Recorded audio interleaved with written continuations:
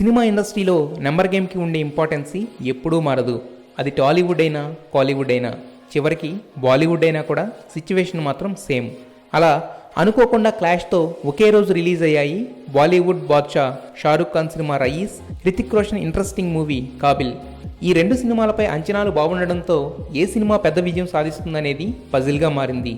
కానీ విడుదలైన తర్వాత మొదటి రోజు రయీస్ వరల్డ్ వైడ్గా 20 కోట్లు సాధిస్తే హృతిక్ మూవీ కాబిల్ మాత్రం దాదాపు 10 కోట్లతో సరిపెట్టుకోవాల్సి వచ్చింది. ఇక సెకండ్ డే కూడా రయీస్ అదే రేంజ్ కలెక్షన్స్తో దూసుకుపోయి క్లియర్ విన్నర్గా డిక్లేర్ అయిపోయింది. రయీస్లోని ఎంటర్టైన్మెంట్, ఇంటెన్సిటీ బ్యాక్డ్రాప్ వల్ల ఆడియన్స్ అంతా అటు మొగ్గారు.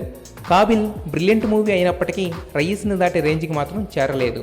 అయితే ఈ రెండు సినిమాలకు కూడా కలెక్షన్స్ రోజురోజుకి పెరుగుతున్నాయి. దీంతో రయీస్ భారీ లాభాల్ని సంపాదించే అవకాశం కనిపిస్తుంది. ఈసారికి మాత్రం నెంబర్ 1 ప్లేస్ షారుఖ్కే దక్కింది. ఇలా సంతోషంగా ఎప్పుడూ ఒక్కసారి ఉంటాను.